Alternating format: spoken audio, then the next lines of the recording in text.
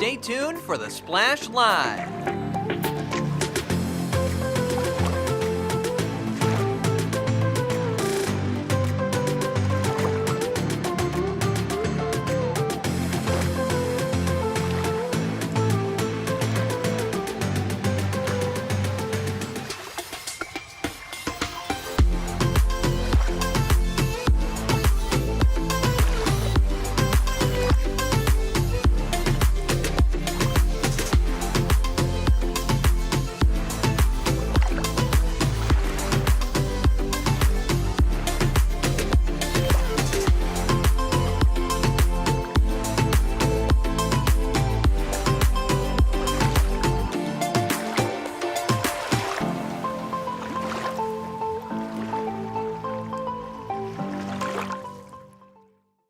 It's time for the Splash Live from Civic Center TV, featuring stories from and about people like you in the Greater West Bloomfield area. Simulcast on cable, 89.3 Lakes FM, social media, and the web. Now live from Green Media Center on Walnut Lake Road, it's the Splash Live. Live, local, social. It's the Splash Live on Civic Center TV and 89.3 Lakes FM. I'm your host, Jake Schaff, going over all of the biggest news and events from right here in Greater West Bloomfield. Recently, the Greater West Bloomfield Historical Society has been taking residents on guided educational tours all throughout several historical spots in Greater West Bloomfield. One of those places being the incredible Pine Lake Marina. I was there at the tour that night to hear what residents were able to take away from this journey through history. Oh, we had a terrific exchange of information. People that are interested in a little bit of history behind Pine Lake and the marina, as well as the Greater West Bloomfield Historical Society. Hopefully they learn about the Girls Friend Society, which was also on the lake. We also talked a little bit about the motor club that eventually turned into the Pine Lake Country Club.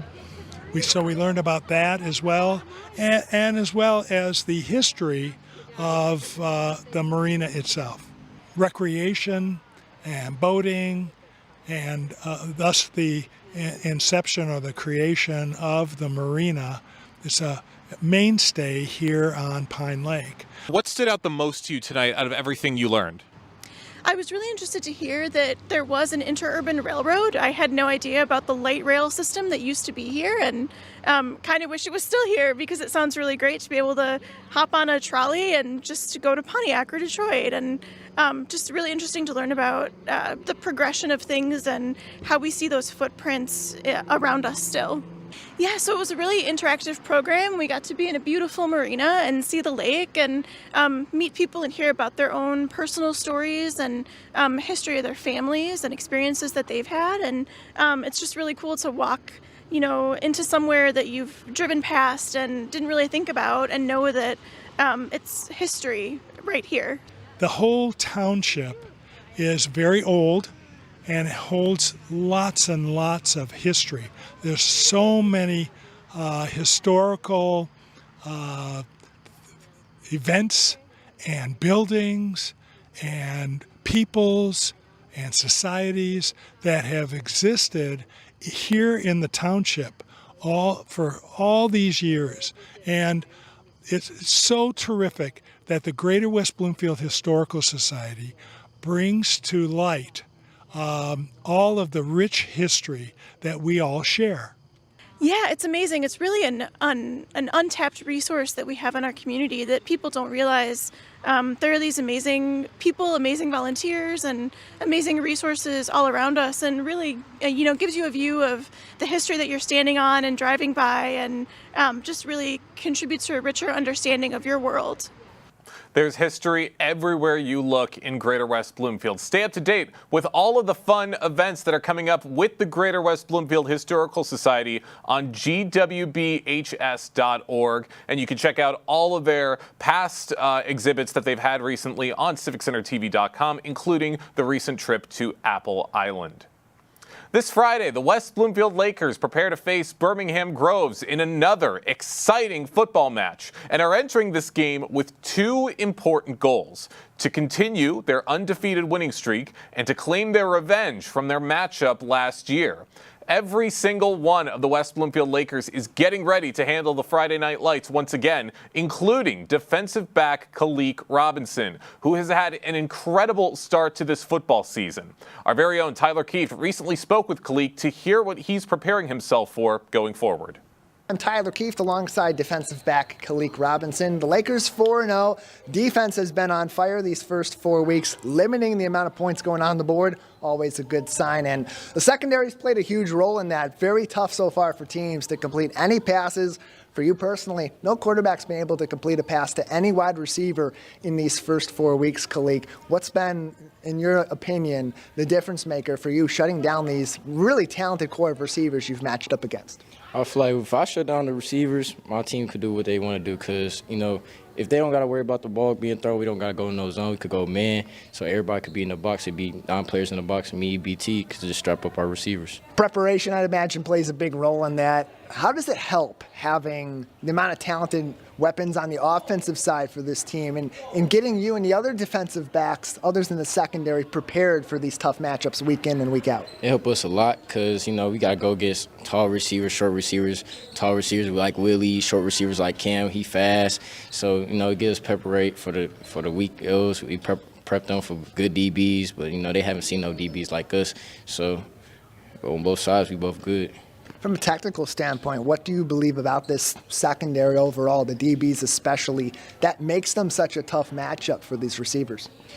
Our team chemistry, we hype, we all together. So we mess up, we picking each other up, we not bashing nobody, we pick each other up, next rep, good play, bad play, next play. How's that different than in years past? Because we hear that every year from players in the secondaries, secondary players on the defensive line, offensive weapons as well, that they have a really tight-knit group. But there seems to be something different in the locker room this year. What is it? This year, everybody friends. Last year, it was really groups. Everybody had their groups, but everybody really together. I don't think nobody's by themselves. Everybody, we all friends. Everybody talk to everybody. Team chemistry is high. I say that's what our team is. Kalik Robinson joins me on This Week in Laker Football. The Lakers 4-0, and for the first 4 weeks, only allowing 22 points, 16 of them last week, 6 of those without any time left on the clock. A penalty late in that Lake Orion game led to a touchdown with time expired because games can't end off of a penalty. So 22 points in 4 weeks, pretty good average for the team, Kalik. But you've been able to see a lot of football in your 3 years now on varsity, 2 years as a starter. So you talk about the chemistry and the leadership in the locker room. How have you taken a step forward this season, and what difference do you think you've been able to make with some of the younger players on this defense? This year, I'm more vocal. I'm more talking to my players, talking to my little players. Last year, I was way quiet because I was kind of one of the young players. It's I didn't really want to talk to nobody. This year, I'm more talkative to my players that's younger, that's going to build us up. So I think that's what's a big change for me. It's something we hear from a lot of players as they get into leadership roles as juniors and seniors, that they've kind of taken their time to sit back and soak it all in. How have those past 2 years, as you've been doing that, helped you prepare for the pressure of being in a leadership position on top of the pressure of your role on this defense? The pressure was high, especially last year. It was high for me. It was my first year starting, and I had some players got on me. So, but my first year on varsity, we had Jameer and Bryce. It was a big role. They was some big brothers to me for sure. They basically our role model. That's what we look up to. That's what we want to keep the tradition, keep going of the DBs, because we come out DBs like Maxwell Harrison, straight dogs. So the pressure on us is very high. And we see at all different levels of football, there's a certain level of confidence that defensive backs and safeties have, that especially when they're playing at such a high level. On your back plate, you have a message: you shall not pass. That's a lot of confidence to bring in and week out, especially with those pictures posted on social media. Every receiver you go up against is going to see, this is the guy, that's the you shall not pass guy. So what role does confidence play in your ability to make plays every single week and take that pressure off of yourself because you believe you are fully prepared? us DBs, you have to have confidence. Like, we make one mistake, it's on us for the rest of the game. So you got to have the confidence, you got to have the swag. You got to go out there like you know you're the best. Even if it's, you feel me, the biggest player, the best player out there, you got to go in there with confidence. And no matter who lined up against, you got to go out and do what you got to do. So you shall not pass. That's to any receiver, no matter who you is. So you were here 2 years ago in the state semifinal against Southfield A&T. Big expectations coming into last season, 5-6 record. Got a couple weeks into the playoffs, but didn't go very far after a Catholic Central loss in that second week of the playoffs. So as much confidence as you have, as prolific as this defense, and really in all three phases the team has been in these first 4 weeks, how do you keep this younger locker room focused and collectively the team focused on the task at hand and not get overconfident while maintaining that confidence that you just described you need to win football games? We tell each other 0-0 every week. Even though we win a game, it's still 0-0 because you don't know what the next team got. The team could look trash that one game, but they could look good the next game. But we got to have confidence in ourselves. We could be confident in our area. Out there, the social media, that's not it. But our confidence is in our team, so we out there every week and show our best. You can stay up to date on all of your Laker sports news on civiccentertv.com/LakerSports. Tyler Kieft and Matt Catoni will be back in the booth this week calling all of the action and hopefully another victory for the Lakers. Once again, civiccentertv.com/LakerSports for all of your West Bloomfield football news. This Sunday, September 28th, the Rotary Club of West Bloomfield will be holding their Out of Africa dinner and auction at the Pine Lake Country Club. The event supports programs that offer health services, educational opportunities, and life-saving resources to children in need and raises funds and awareness for Omni's mission of providing essential medical care for vulnerable children in Zambia. Marlon Mackey of the Rotary Club recently joined us on the Splash Live to tell us all about it. Ms. Mackey, thank you for being on the show today. Thank you for having me. Happy to have you on to talk about this. It's an annual fundraiser. It's one of the biggest fundraising opportunities of the year that is put forth by the Rotary Club of West Bloomfield. Tell us a little bit about what people can expect if they show up on September 28th to the Out of Africa fundraiser. Well, we are having, as you know, we're having a dinner at Pine Lake Country Club, also a silent and live auction, during which there will opportunity to buy raffle tickets for a 50-50 raffle. And there will be many opportunities for people to show their support for the kids that we're trying to help. And it all goes to support an organization called Omni. Give us a little bit of information, some insight for those not familiar with this, haven't gone to the fundraiser, haven't heard of it on our programming and in other places in past years. What does Omni do that makes the Rotary Club of West Bloomfield put its support behind them year in and year out? Well, first of all, the acronym OMNI stands for Orphans Medical Network International. And right now we are working very hard in Africa and have been there for the last 20-some years. And so we are supporting the most vulnerable and impoverished children that you could imagine. And we are trying to get them and their communities every possible help so that they have a viable future.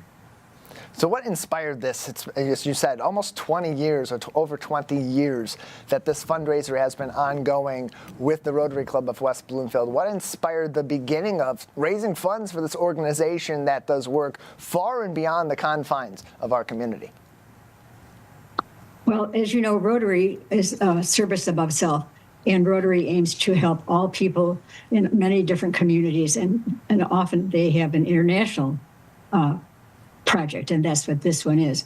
My husband has been with this organization for some 20 years, almost since its beginning, and it started out with the team of medical missionaries going over to Africa and ended up with a much broader scope than it has now.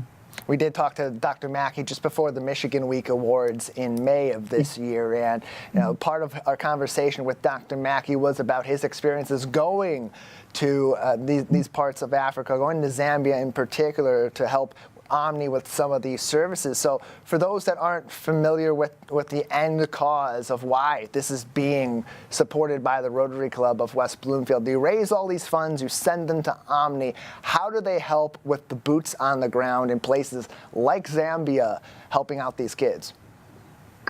Well, I don't know if it's general knowledge, but in Zambia, in order to go to school, the children must be able to buy the uniform, and their parents have to belong to the PTO.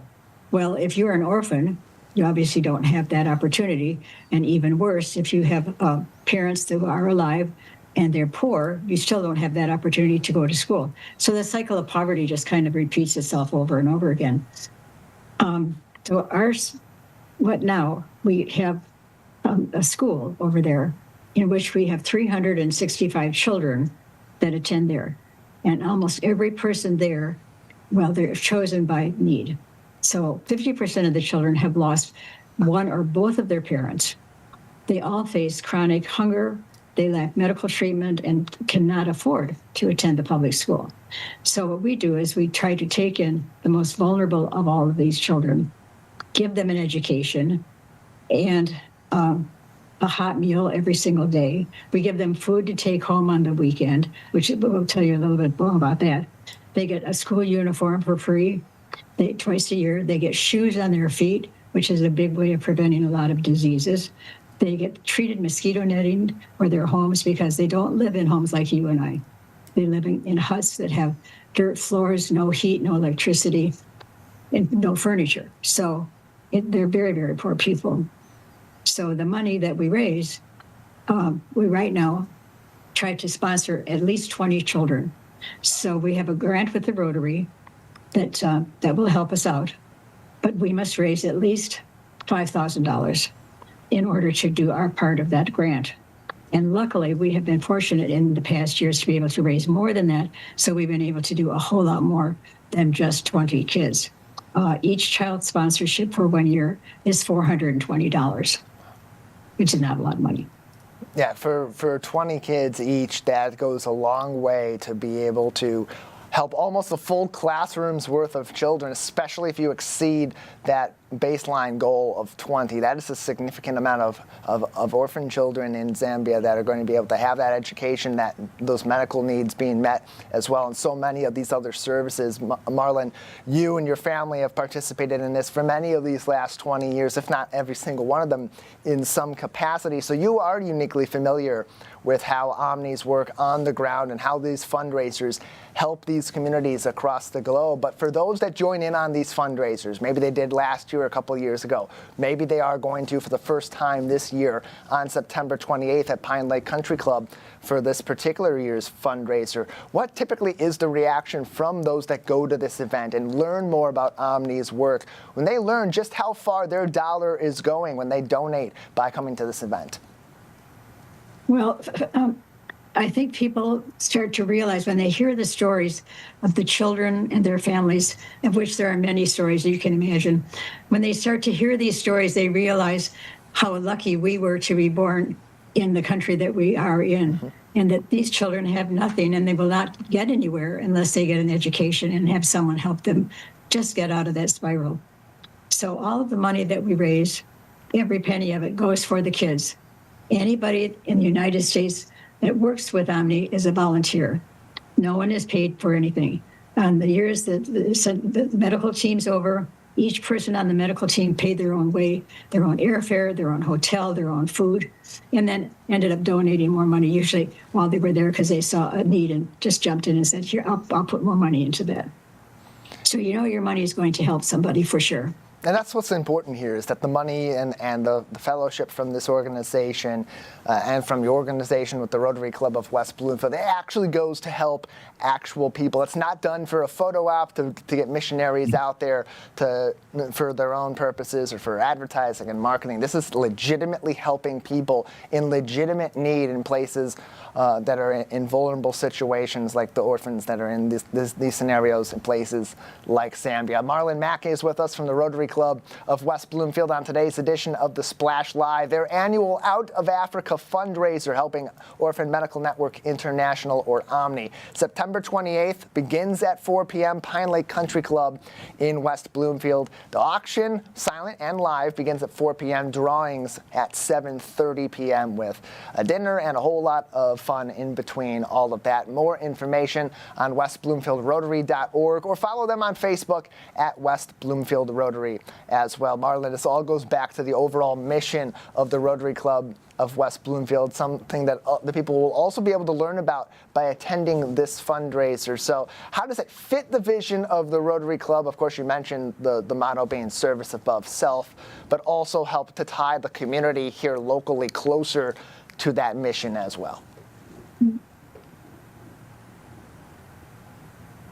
Just so you would know, in this past year, the past 2 years, there's been a drought.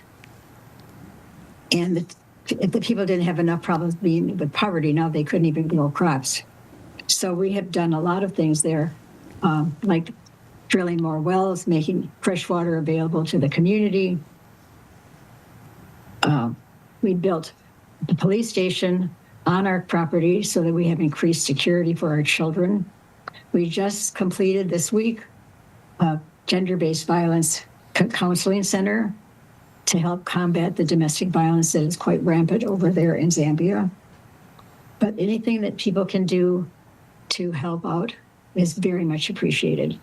And we have pictures to show and stories to tell. So we hope that you can come and join us. We do as well. Marlon, we know it's a very busy part of the year for people. They have a lot going on this fall between their kids in school, family events, the holidays, and all of that. So if they're not able to attend this fundraiser on September 28th, what are some other ways they can get involved, either with the Rotary Club of West Bloomfield or helping out Omni in the near future? Well, they can always look on our webpage, as you gave the directions for that. They could buy raffle tickets. We have raffle tickets for a 50-50 raffle that are $20 a piece. And there's going to be a winner. Last year's winner took home over $2,000. We also have sponsorships for children. So anybody can sponsor a child for $420 a year or $35 a month, if you care to do it that way, and give another child, besides the ones that we hope to sponsor, another child personal life. These kids are so thankful for that. A recent trip to Zambia, a little girl came up to my husband and said, "Would you please sponsor me? My friends have a sponsor. I don't have a sponsor. Could you please sponsor me?" And of course, he said, "Yes, he will." So her name is Priscilla, and she's one of the children that we've sponsored now. She's now going into the 9th grade. Wow. So there's, if you look on the Rotary webpage, there are ways that you can donate there also. Just cash donations of any kind are always welcome because we have so much to do. And as I said, we have branched out into so many different areas, coming from a medical mission to now having a school. We feel responsible for every single one of those children, but we also are working with the community to develop their resources, small businesses, and we give them vocational training. We even have adult classes at night at our school to help them. The ones that have never gotten the chance to go to school can now learn how to read as an adult. So we just feel that our mission is quite valuable. Your service and your patronage goes a long way to help real people in tough situations all over the globe, all in the name of supporting a good cause from right here close to home in Greater West Bloomfield. Marlon, thank you so much for your time today. Thank you very much. Once again, the Out of Africa dinner and auction will be taking place at the Pine Lake Country Club on Sunday, September 28th. Big thank you to Marlon Mackey for taking the time to talk with us on the Splash Live and for telling us all of the great things that the foundation is doing to help those kids. Lots of great events and developments are on the horizon at the West Bloomfield Township Public Library. The main branch recently finished their brand new Comfort Room, which is now available to the public and will be holding several fun events in the coming weeks, including a book club reception with author Lisa Unger. Here to tell us what's in store at the library is the Marketing and Communications Specialist for the West Bloomfield Township Public Library, Victoria Edwards. Victoria, thank you so much for joining us today. Hi, thanks for having me. Of course, great to have you back with us. Now, as I was saying, lots of great events and big changes are here with the library, including their brand new comfort room, which was just unveiled very recently. Can you share what inspired the idea and what role that it's going to serve for patrons? Yeah, we have had parents asking us for a while for a space that they can nurse their babies privately.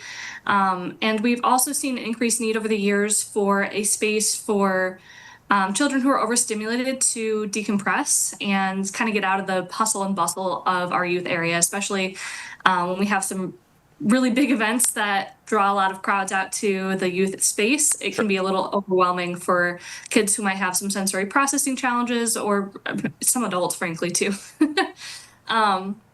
So we designed this space for both those needs in mind. It's both a sensory friendly room and a lactation room, and it's just off the side of our family restrooms at the main branch's youth area. All right, that's fantastic to be having those resources available to help those people visiting the library. And I am curious, how does the library gather input from the community when planning new editions like this one? Yeah, this was something we've had many requests for over the years, so we've always kind of had this design in mind, because anytime patrons ask our staff for something repeatedly, staff are able to make those suggestions to our management team and our administration, and we keep those suggestions in mind. Really, our community input is at the fore of everything that we do. So that's a big role in things. We've also, in 2023, we conducted a community needs assessment that's been a major player in a lot of our design decisions throughout the library. So that helped us craft some of the our priorities for the coming years. Sorry, my cat's trying to get in the frame here. That's what I get for working from home today. So yeah, we have a number of different priorities that you can see reflected across our building changes. For example, some of the renovations that we've done outside, including on our storybook terrace, the youth terrace right outside of our youth area. That came at the recommendation of our community on our community needs assessment. We saw a lot of our families had a high priority of adding more enrichment activities to our outdoor spaces, especially post-pandemic. And that was a need that we wanted to make sure we met as well. Awesome. Great to be getting that community input and to be making the library a much better place every single day. And in your view, how would you say this development reflects the library's mission to serve the West Bloomfield community? Well, I mean, we're always trying to keep all of our patrons in mind. The library is here for everyone. We're here to serve our full community. And we want to make sure that nobody feels left out or like the library doesn't meet their needs. So we want to make sure families can come to the youth area, and if there's something that takes them away from that space, we want to try to eliminate those barriers. So that includes making sure we have a private space for lactation, that we have a space for kids with some sensory processing challenges to regulate themselves a little better. So.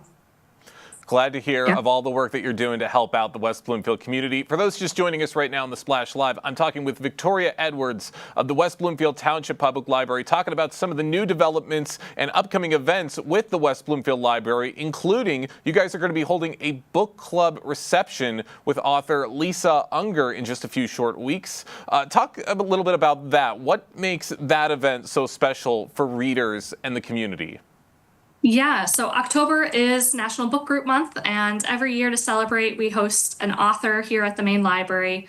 And this year, we were able to get New York Times bestselling author Lisa Unger, which we're really excited about. She's written, she's basically writing a book a year at this point. So she's written, The Confessions on the 745, The New Couple on 5B, Close Your Eyes and Count to 10, Secluded Cabin, Sleeps 6, little tongue twister. And she's going to be coming out to talk about books and celebrate book groups with us. So the book club reception, we always invite the community's registered book clubs out to that event first and foremost. So we've sent out invitations already, and we have some space remaining for other members of the public to come to that event and just enjoy a conversation about books and communing with other neighbors who have similar interests. I love it, and it sounds like this is going to be a very engaging event for all of the reading lovers in the community. How would you say book club events like this one help foster a sense of community among readers?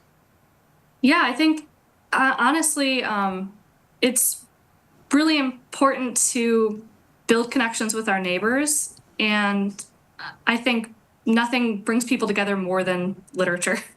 I think having conversations around the things that we're reading help us dive deeper into the concepts that we're reading about, the characters, the plots, and understand ourselves a little bit better through those, and understand our neighbors and our community and other perspectives as well. So what better way to do that than talking about books?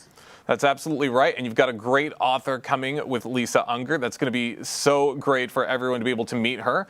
I am curious, what goes into the process of choosing which authors or speakers to bring in for events like this?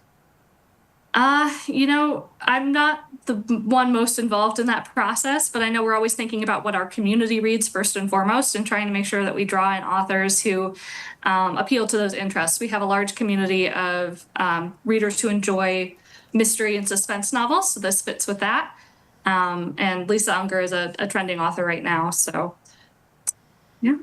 That's absolutely right, and that's going to be so much fun for everyone to be looking forward to on October 6th. That's going to be so much fun for everybody. And I am curious, Victoria, are there any other fun events or new additions to the library that you could possibly tease for us here on the Splash Live? Oh, absolutely.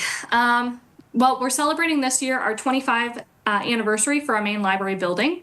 So we have a little sort of cake cutting event that we're doing for that on October 11th.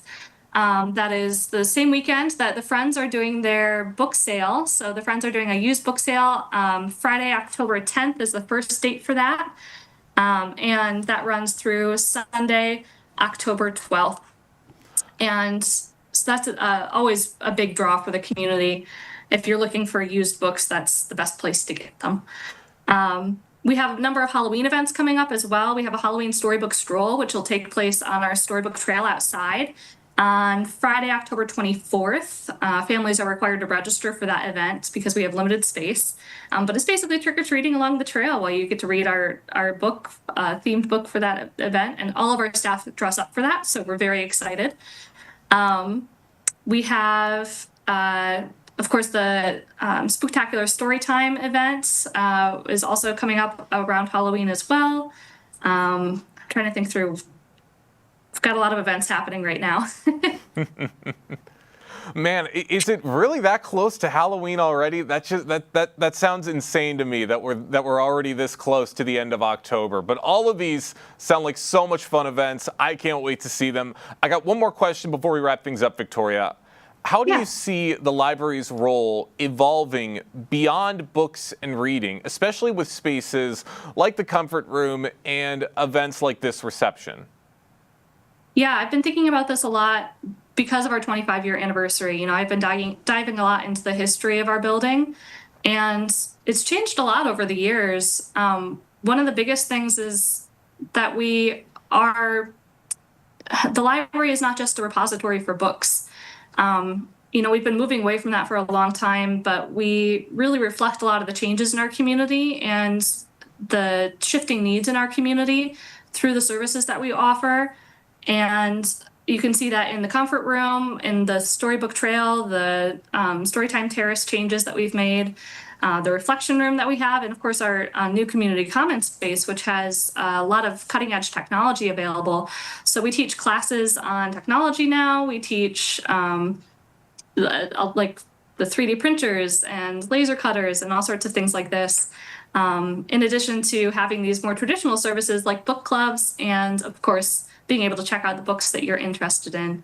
So I think the library always offers a lot more than people think at first glance, and it's exciting to be able to meet a lot of those needs. It absolutely is, and we're so grateful to have you guys in our community to be able to provide those needs to everybody. Victoria, thank you so much for joining us today here on the Splash Live. Thank you for having me. Of course, plenty of great events and so many new additions at the West Bloomfield Library. Hope to see everybody stopping by and checking out what the library has in store.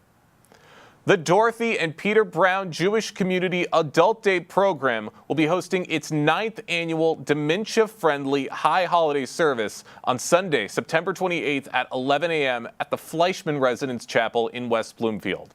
The shortened one-hour service is thoughtfully adapted to support individuals living with dementia and their families, featuring familiar melodies and prayers designed to spark memory and comfort. Debbie Benuni of Gesher Human Services recently joined us on the Splash Live to tell us what people can expect.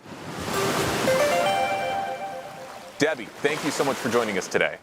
Hello, thank you for having me.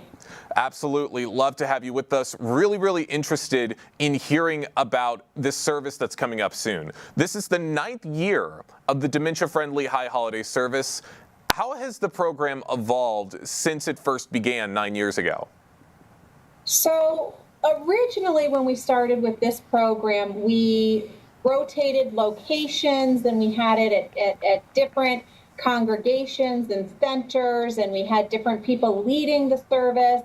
And we have found what we think is the ideal location and leader of our service for this time. And for the last few years, we've had it locally at Fleischman Residence, and we've also had the same leader, Cantor Pamela Schiffer, has led the service for us for the last several years. So we've experimented and learned new things and have found what really works for our group to have a meaningful experience.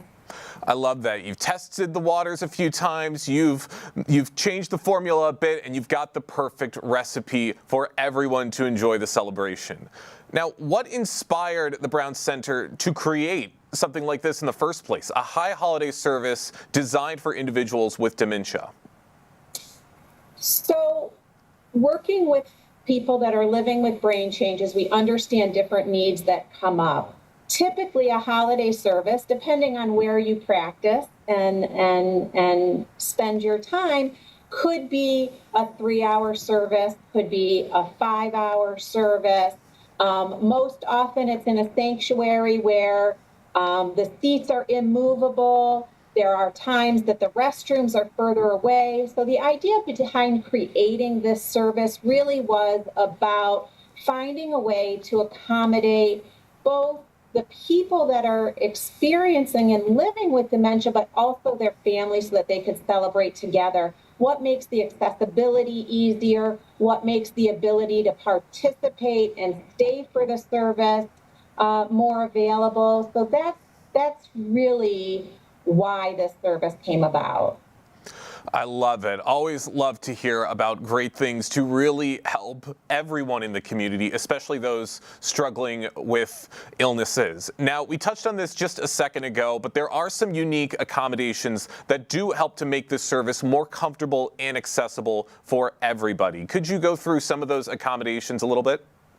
Sure. The first is knowledge. Everybody who's coming to the service, whether they have a diagnosis or they love somebody with a diagnosis or not, we all know that the service is geared toward understanding. So there's a compassion and an understanding between the people leading the service and the people attending the service and one another. And that's huge. The other issue is that we're not set up like a usual congregation in that there are set pews. We actually use chairs. And that way, if somebody has a walking device, a walker or a wheelchair, we're able to move the chairs so that people can sit with their family where they want to sit. We also have a restroom very nearby, so we're not asking people to walk further. We have room for people to stand if they need that movement and things like that. So we try to create an environment that can accommodate as many different needs as we can think of. I love it. Now, as we said, this is the 9th year that this has been taking place, and there have been many families that have returned year after year to take this experience together. What kind of feedback have you received from them about the impact of this experience?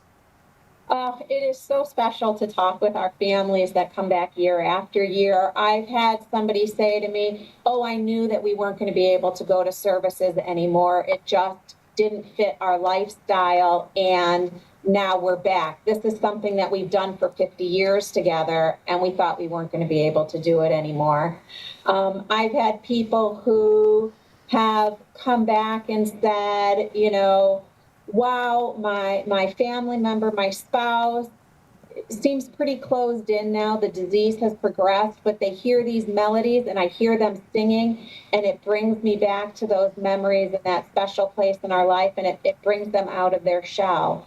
So we've just had all different kinds of responses. They've all been very positive and pretty emotional too.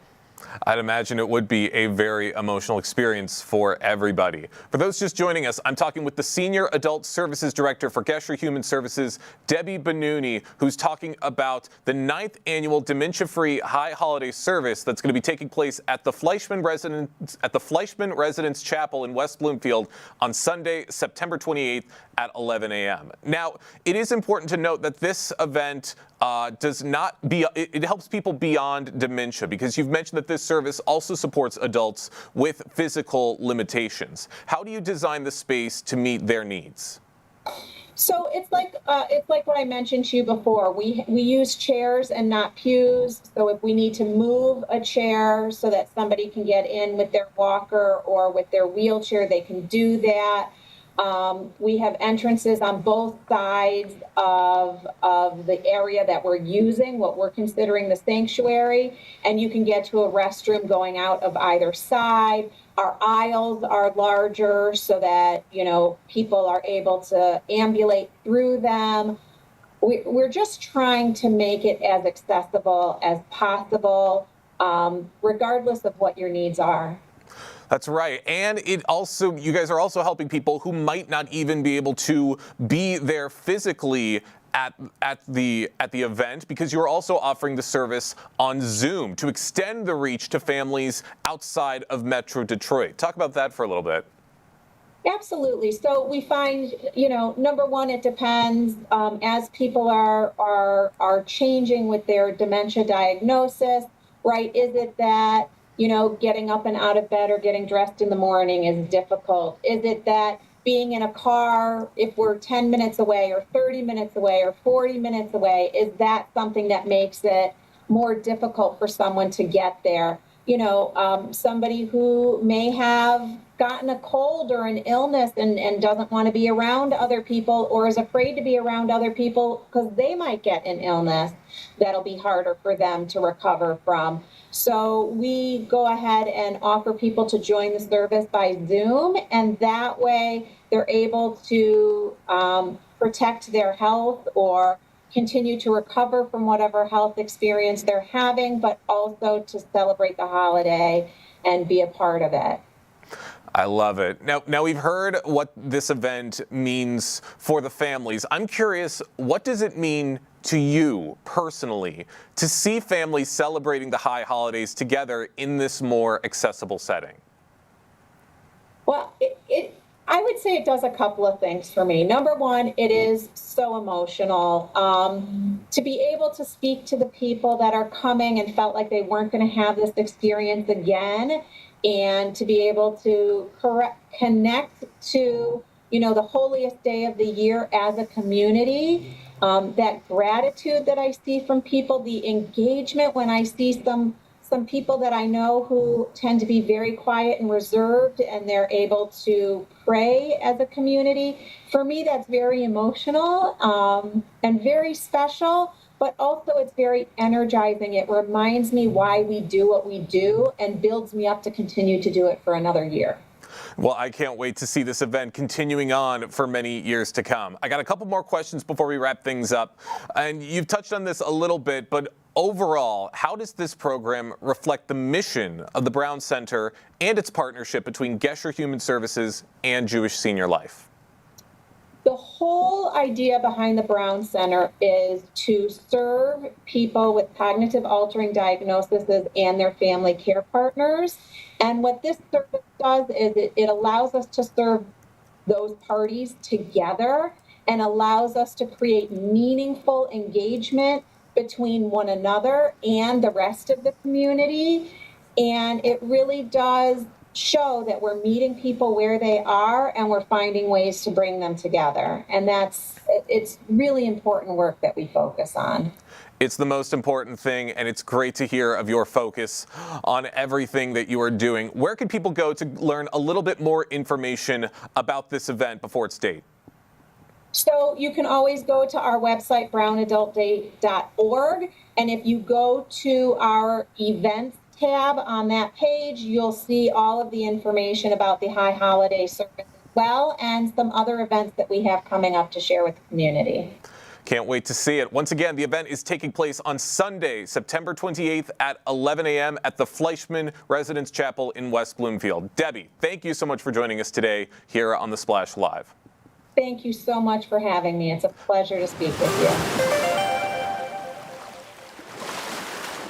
A very thoughtful and moving event to help individuals living with dementia as well as their families. We really appreciate Debbie Benuni for taking the time to talk with us here on The Splash Live.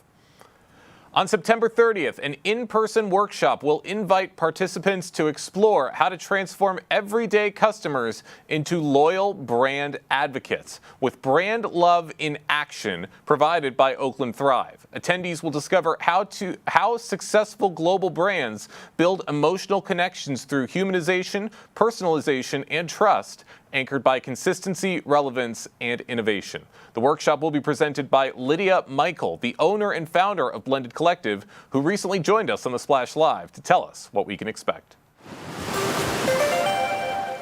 Lydia, thanks for coming on the show. Hi, hello, how are you? Doing well, how are you? I'm good, thanks for having me. Yeah, happy to have you on as you are about to embark on this endeavor with business owners in the local area. You're going to be putting on a seminar, Brand Love in Action, How Emotion Wins Hearts and Builds Loyalty. Give us a little bit of an overview of what you'll be presenting to local business owners or others in business looking to improve their marketing skills in particular. Yes, so it's really more so meant to be an interactive, engaging session for business owners here locally to help them understand how to engage their customer base, not just from a rational and functional basis, but especially from an emotional perspective, right? And this is what Brand Love is all about. It's about creating this deep emotional bond where your customers and the people you connect with truly feel connected to your organization and to your brand, not just because of what you're selling and the transactions, but more so because of what it makes them feel and what it represents in their lives. So it's a stronger emotion sort of in those ties than brand loyalty. It's taking that to the next level. So Lydia, as these business owners or these others in business that are looking to improve their skills and make that brand love something that their customers do engage in, why is brand love so much stronger than the simplicity of brand loyalty? So brand love actually leads to brand loyalty and advocacy. So it's sort of this journey that you're embarking on as an organization where you're leading your customers to be loyal and to be advocates or brand ambassadors of your company. So, today we're in a very crowded marketplace. Products and services can be copied, but it's really, really difficult to copy emotional connections, right? And so when customers can genuinely love a brand, they become advocates, they forgive mistakes, and they stay loyal even when a competitor comes and knocks on their door. And that's the kind of relationship that every organization and brand should strive for. And so as you have this discussion, you kind of go over two different points that you're going to be exploring that drive that brand love. There are two drivers you describe, emotional and rational drivers. What are the differences between the two, and how do they connect into creating that brand love? So the emotional and the rational is sort of like the yin and the yang, right? It's sort of the warm and the cold. It's the emotional and the rational in marketing. And the rational side, which again is the functional side, features things like the price, the quality, the convenience, the differentiation, All of those things are the foundation, and that's what helps earn a customer's head, if you will. Now, the emotional drivers are things like intimacy, belonging, trust. Those are the things that capture the heart. And having both is really crucial because a brand is not going to succeed with just focusing on one or the other. When you focus on just the rational and the functional side, you might be respected, but you're rarely liked or loved. But when you focus on the emotional side, you risk losing credibility. So balancing both is really important to make sure that you're building a foundation of desire and affection that then translates to that long-term loyalty. Lydia Michael is with us from Blended Collective on the Splash Live, talking about brand love, hoping to drive customers into truly having a love for products and for these companies in our local area that are providing either items, services, or both from right here in Greater West Bloomfield. And Lydia, as we talk about this term of brand love, I'd imagine it's even more important for companies that are working specifically in that small business sector on the local level, most of their customers ideally being those in their local area, and then as they conquer that market space, they then move on to others. So how important is that brand love on the local level, especially for our small businesses? So important. So I actually talk about this quite a bit in the book, and I'm going to include some of those elements in the workshop, but this is my book, Brand Love, here that I published a couple of years ago, and that's sort of as the basis of where this workshop comes from and a lot of the work that we do at Blended Collective. And so when we take a look at the local environment, your small business, local small business here in West Bloomfield or in the area, they very much focus on the loyalty and the retention and sort of that repeat customer, right? That is connected with them, again, beyond the transaction, beyond just what they need in the moment, but really creating that connection locally here on a practical level. So my goal is to leave the businesses with small tangible steps that they can incorporate and understand how can I build trust, how can I include more of the connection elements in my messaging, and how can I strengthen consistency across the touch points. So this is really something that's not just important for global organizations, but on a local level, I believe it's even more so important because it's all about our community, right? That's who supports us day in and day out. And so your book, Brand Love, goes through all these different concepts. It goes through the basics. It's a lot of that information that people can come into this particular seminar with to learn more and to get more of the finer details from you and from these discussions. But as you mentioned earlier on, it's going to be more of an interactive discussion than it is a lecture on this concept of brand love. For you personally and for these business owners, why is that dialogue an important element of teaching this concept to our local business owners? A big part of it is the work itself that I talk about, the emotional connection. It's not just about the transaction, it's about feeling something. And so when I'm hosting this workshop, I want to make sure that I embody the spirit of what this topic and this concept teaches. And so for that reason, it's important that we're not just talking about those things and it's not just a lecture per se, but it's more so an interactive session where businesses can come in and actually work on some of those elements that I'm teaching live in the workshop and really walk away with not just new action items and a little bit of homework, but also understand how can I implement or incorporate some of those principles in my day-to-day business? What does that look like in my industry and in my business? So from my notes from our producer, Jake, who booked you on the show for today, you had mentioned that to him that Blended Collective is currently undergoing its own rebranding. So as you're going through that process and you're teaching some of this branding material to other small business owners here in our local area, how are you incorporating some of these concepts into your own rebrand? Definitely, yeah. We have to lead by example. So rebranding Blended Collective has been a very intentional process. We just celebrated our 8-year anniversary for the company. And so in Brand Love, I write about the importance of blending the rational with emotional, like I said earlier. And that's exactly what we're doing in our rebrand. So on the rational side, we're clarifying our services tightening up our positioning and making sure that our messaging is very simple and accessible. And on the emotional side, we're leaning into the feeling of connection, culture, creativity, and really making sure that across all customer touch points, people feel something. They're not just, booking us or hiring us to work with them, but they truly feel something beyond just what we do and really beyond just the look or the new logo. I think the rebrand is really for us about evolving and showing up in a way where people can feel what we're about. And this is exactly what I talk about in the book too. So again, just sort of taking these theoretical principles and bringing them to life through our company. Brand love in action, how emotions win hearts and build loyalty with Lydia Michael, an upcoming discussion on September 30th. Lydia, if people want to participate, where is it going to be happening? How can they get involved? So it's taking place at the West Bloomfield Library. You can register via the oaklandthrive.org website. And for more information about us, you're welcome to visit blendedcollective.com and can find a copy of Brand Love on Amazon or anywhere books are available. Registration, once again, oaklandthrive.org. Otherwise, you can follow Lydia and her team at Blended Collective on blendedcollective.com. Lydia, before we let you go, anything else that people should be thinking about in terms of brand love or this discussion coming up on September 30th as they await the big day?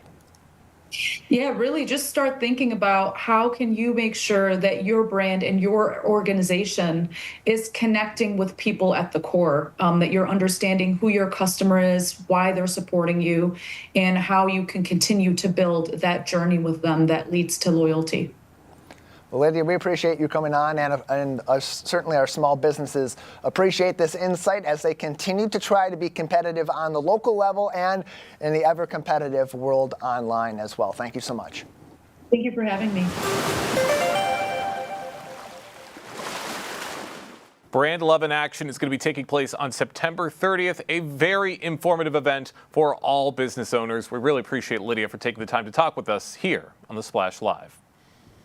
The Detroit Crime Commission is celebrating the 10th annual Love Tennis and Pickleball Mixer, showcasing a decade of community engagement and support. And the event is taking place this Saturday, September 27th, and will feature plenty of fun pickleball and tennis matchups, with all proceeds benefiting vital DCC initiatives. Renee Roth and Stephanie Yates of the DCC event recently came on The Splash Live to tell us what residents can expect. Thank you both so much for joining us today. Thank you for having us. Absolutely love hearing about events like this to help bring the community together. Stephanie, I'm going to start with you. This year marks the 10th anniversary of the Love Tennis and Pickleball Mixer. How would you say this event has evolved over the past decade? Thanks, Jake. The Tennis and Pickleball Mixer has evolved over the past 10 years. By growing every year and changing locations. We started on a grass tennis court called Wesson out in Pontiac, and now we are at Pine Lake Country Club by the water, outside. It's beautiful, and our guests absolutely enjoy coming to Pine Lake for this event. We had about 50 people originally, and now we're close to 100 people that come out and play in our event annually. Wow, I mean, you could definitely hear how much this event has grown in popularity over time. That is amazing to see. Renee, how would you say hosting this event at Pine Lake Country Club helps to add to the overall experience? Thanks, Jake. I would say that our lakefront setting, we've got both clay courts and pickleball courts, and having the space necessary to bring in all our new guests has really helped us grow and engage more people. It's an easy setting to get to, and a lot of our patrons just love, watching the sunset afterwards as we have our mix and mingle and our silent auction, and it's just a great place to come out for a good cause.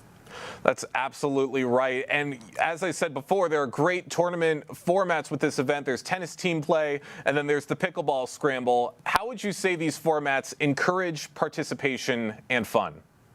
So it encourages everybody at different levels to come in and play. You don't have to be a great tennis player or a great pickleball player.